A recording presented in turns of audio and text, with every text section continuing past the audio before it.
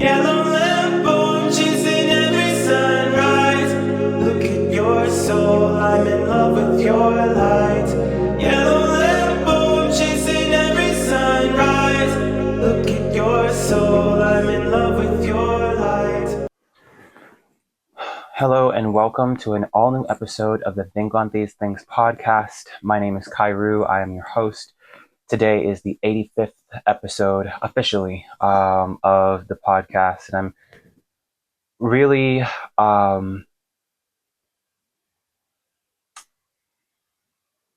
doing my best, I would say, to just be present with all the things that are going on. It's been maybe a week since the last episode. I traveled to see family, started some new projects, and the follow-up to the last episode was going to be a more in-depth look at, manifestos and things of that sort. But the episode that I was going to record last night was postponed because of what happened yesterday in the afternoon. Obviously, today is September 11th, which is naturally a day of remembrance. I'm not even 30 years old, and I remember where I was when 9/11 took place. I don't think there is really a lasting recovery from that sort of event for anyone who is still grieving the loss of a loved one whose life was taken without warning, in an unfair manner, to unassuming people who were just doing their job, who went to work and were killed on the job.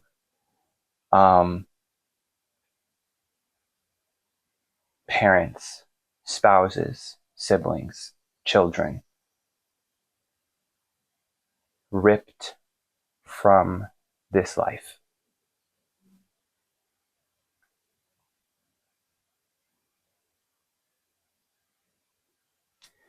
I was talking to some colleagues yesterday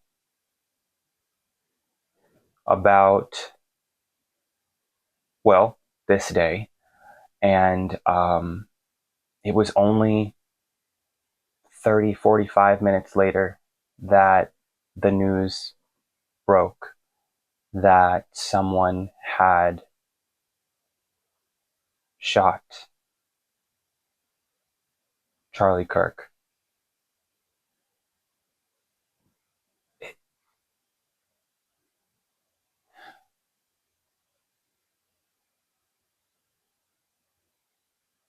I tried to gather notes. I wrote something, posted something on Twitter, wrote to my wife, talked with my colleagues while the news was breaking. I'm so thankful. I'm so thankful that I was in an environment of people who believe in the sanctity of human life, who respect people as humans. I've been in many places, in places of work, in places of worship,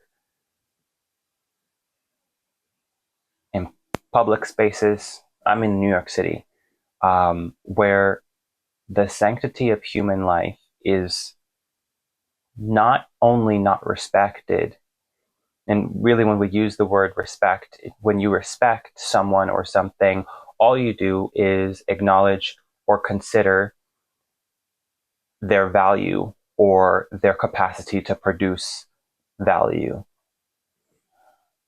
And when you disrespect someone, you deconsider.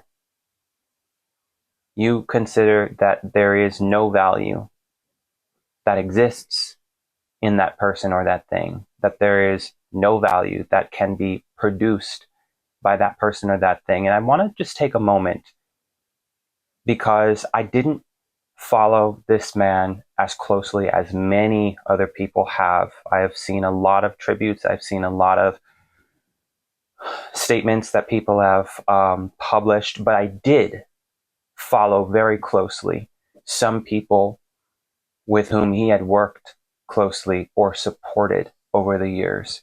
I have followed his organization and the work that Turning Point USA has been doing, and it's been encouraging for me personally to see that there is hope for diverse dialogue or diverse perspectives and dialogue amongst people with diverse perspectives.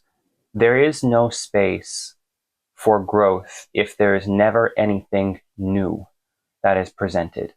That's why each day presents something, an opportunity to learn something new, something useful. In fact, I know we always go to the Book of Positive Affirmations. I was thinking like, well, which one am I? I have to talk about this today. I can't not talk about this in the next episode. So what affirmation are we going to use, and what scripture are we going to use? Because as I mentioned in the last episode, it's very clear. There should be no.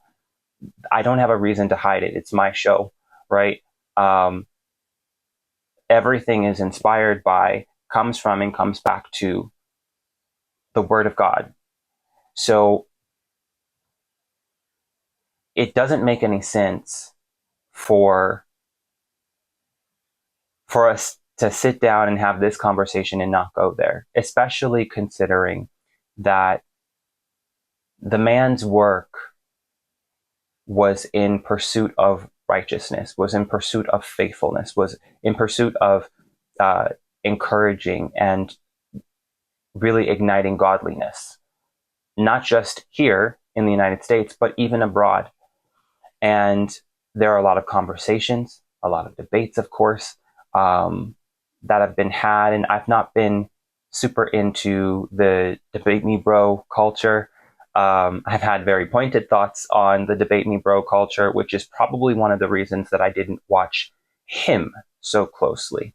Although I had seen videos, I had heard speeches, I had heard debates, always very insightful, very titillating, very engaging. I've seen the clips that are published, but I've also seen people who he has platformed, people who he agrees with wholeheartedly, people with whom he has a different perspective, or there's a divergence of opinions among the people that he even worked with very closely or platformed. And what I've taken away from everything that I've seen, heard, learned is that there was an inherent level of value and respect that was reserved for each person, indiscriminate of who they were, where they came from, what they believed, what they were heading into. And on a college campus where he was carrying out his job, he came to work.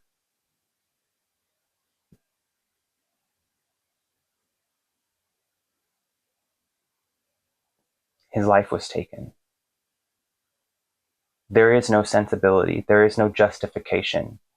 When you demonize a person, and we've talked about this so many times, it's not a new concept if you've listened to this show.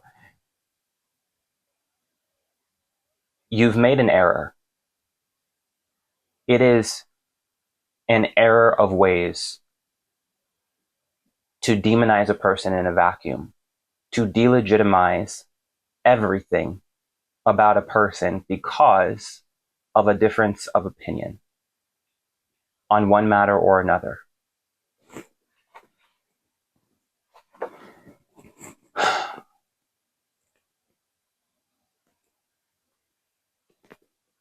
I try to sort of process this and, get up and move on. It's a new day. I have to work. You have to work. There are, people, we got to take care of families, got to take care of self, got to run errands, whatever the case may be. But it's challenging. And it's even challenging for me as I look at I don't want to get off the beaten path of moving one day at a time when we go to this book.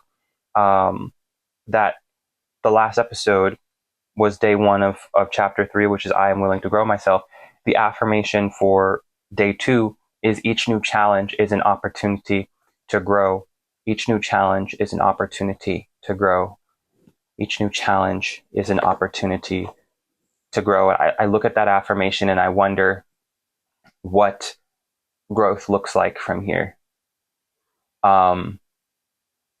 Someone who championed the art of communication, of reaching across the aisle to speak with folks. And he didn't just speak to folks he had, strong disagreements with. And he didn't just speak with folks who he had a strong allegiance to or alliance with.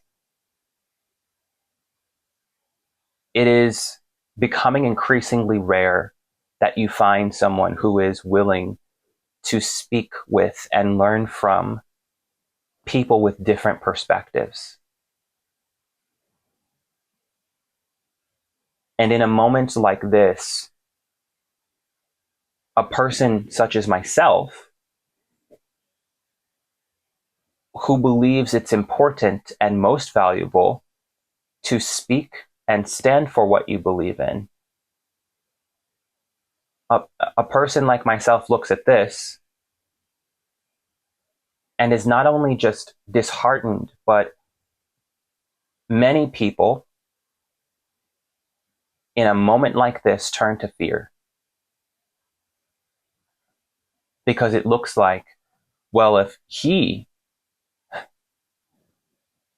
was out there reaching across the aisle and this is what happens, why would I speak truth to power? Why would I even try to illuminate anyone else with what I've learned, what I've gathered, what I've experienced, what changed my life for the better? Why would I go out and try to help someone else? But I hope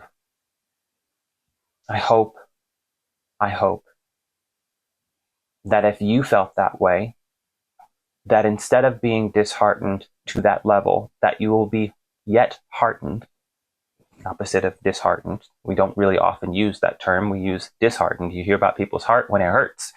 But there is space for courage here, for inspiration. That even though,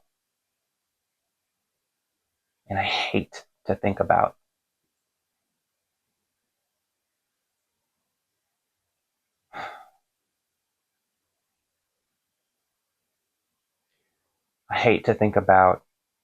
how young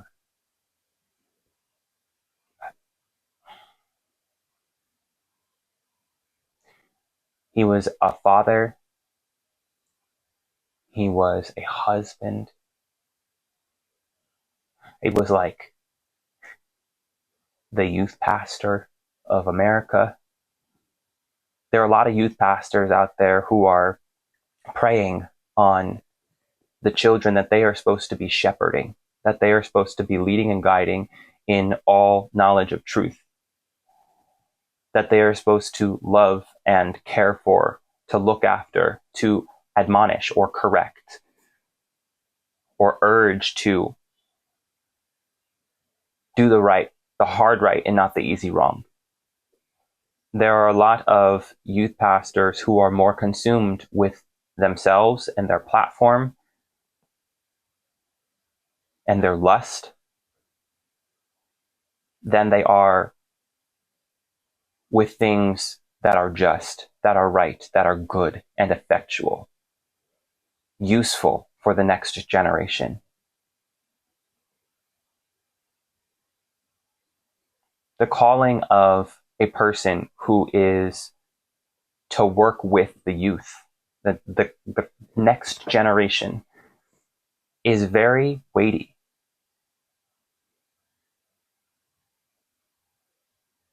You've got to go into a place where you're dealing with people who are, I dare say, genetically predisposed to be primarily consumed with themselves. And in this day and age, culturally predisposed to be primarily concerned with themselves. That everything has to serve them, wait on them, do for them, live for them. Otherwise, it's useless. And that's just an unnatural concept of reality.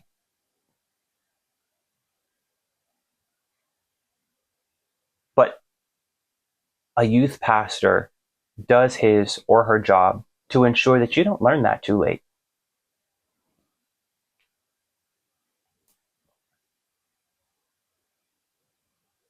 Does his job to make sure that you understand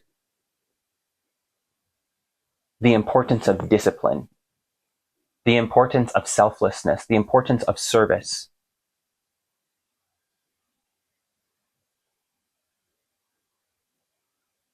The importance of dialogue.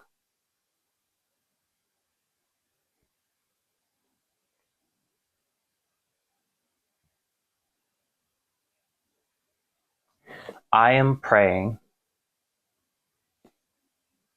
well, first and foremost for the Kirk family. As I said, I'm not even 30 years old yet. But tomorrow is not promised. And I'm encouraged that even if your life is taken too soon, that if you lived it to the full, if you got disciplined and you did something with your life, that you were faithful,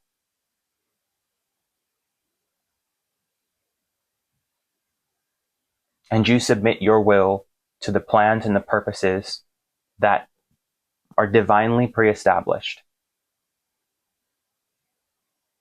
Not governmentally pre-established, divinely pre-established. That whenever you leave this life and enter the next, you can expect to hear, "Well done, my good and faithful servant." We'll have differences of opinion. There are a million different ways to break down some of the minutiae of natural order, of God's plan. We transliterate texts from thousands of years ago into languages that didn't exist when those stories were first told. That's an arduous task. And yet, people still to this day dedicate their whole lives to understanding truths that were told millennia ago.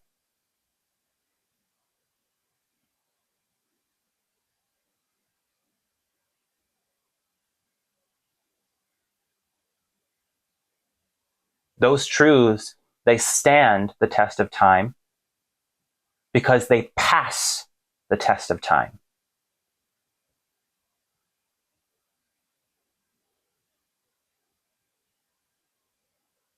New Age concepts and ideas must be scrutinized. They must be challenged. They must be tested. So yes, a cultural shift that's presented in the last 2, 3, 4, 5, 6, 7, 8, 9 decades is a prime candidate for extreme levels of scrutiny and testing. It must be challenged in order to prove its worth. That's what natural order looks like.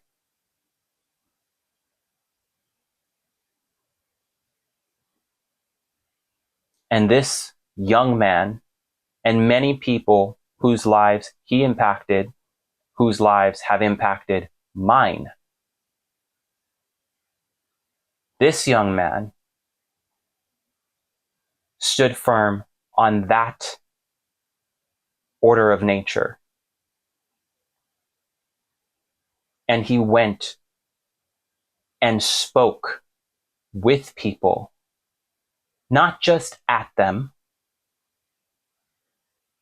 not over them, not around them, but with them.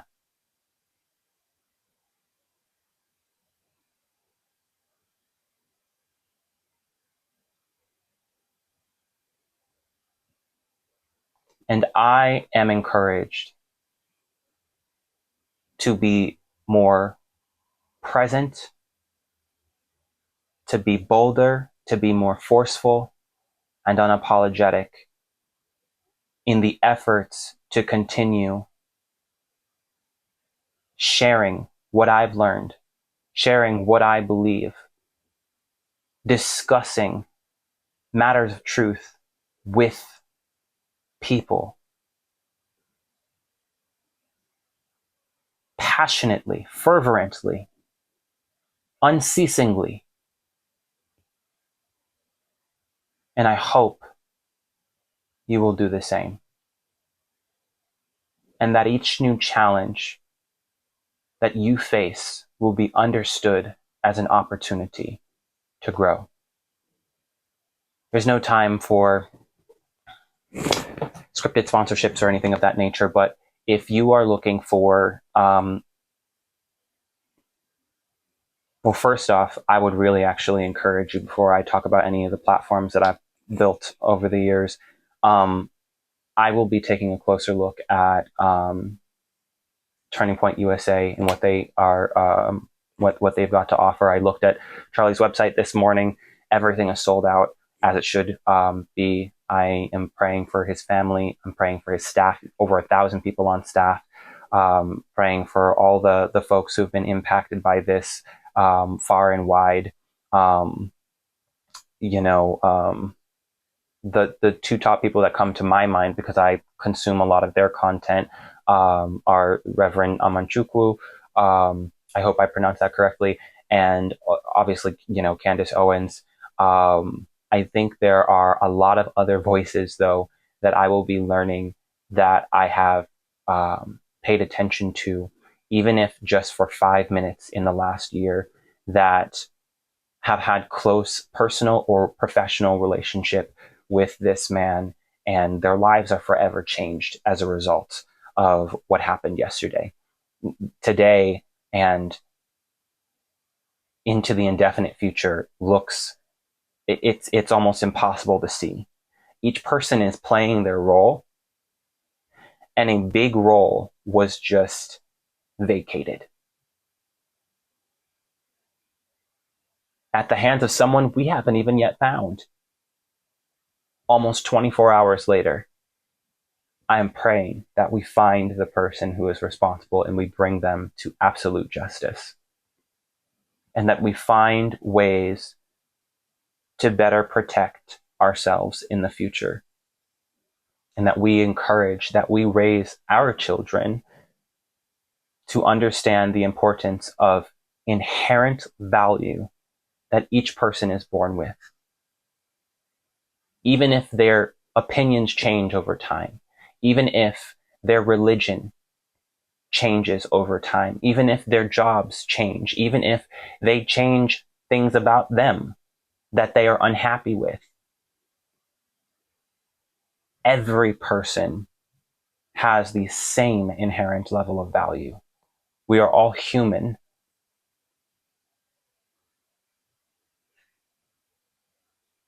We deserve dignity, respect. Our opinions, our behaviors can be debated to virtually no end. But who God made us, how God made us, is sacred.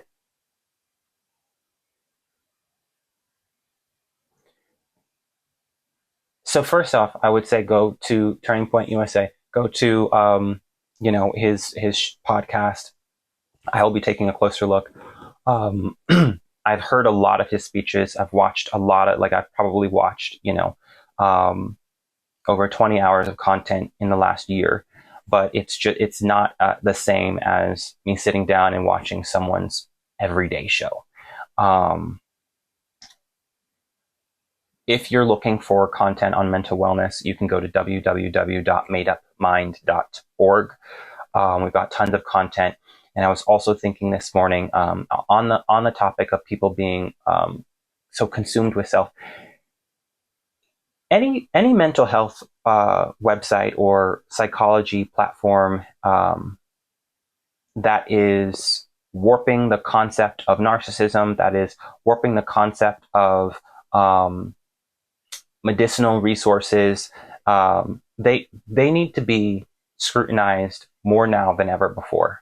In fact, next month we're going to run a series on the blog on Made Up Mind that talks about these platforms and scrutinizes some things that are taking place. I think the number one telltale sign is when websites, they become proliferate with propaganda that tells you to look at your mother, your son, your neighbor as a violent narcissist. Those are not reputable sites anymore. Their content is not reputable, and they should be brought back into alignment with some sort of consistency and context when the perspective changes, clarity when the tone evolves, right? So I think that's really important. We're going to do an expose on that next month on the blog, maybe just a weekly post or something. The last thing I think I'll say is there is a really troublesome rise in the statistics of people who are struggling with learning, knowing, and expressing themselves. It's a real issue in the world. And I want to find ways to curb this beyond just hopping online for whoever wants to view. So I created a course. It's a 21-day intensive course. It's called Identity, Expression, and Desire. And I founded the Self-Exploration Academy in 2021. So if you want to learn more about that, you can go to www.selfexploration.academy. That's www.selfexploration.academy. And in future episodes, I'll talk more about both of these websites. But I think going from here is don't be disheartened, be heartened. I was reading the 13th chapter. I'm currently reading the book of Ezekiel, but I was reading the 13th chapter yesterday, and I came back to it this morning. I don't have time to jump into it because I need to head out and go to the office. But I would encourage anyone who is watching this to read that chapter, and hopefully I'll have time to sit down and talk a little bit more about that later. But for today, let's just stay prayerful, stay present, and remain hopeful.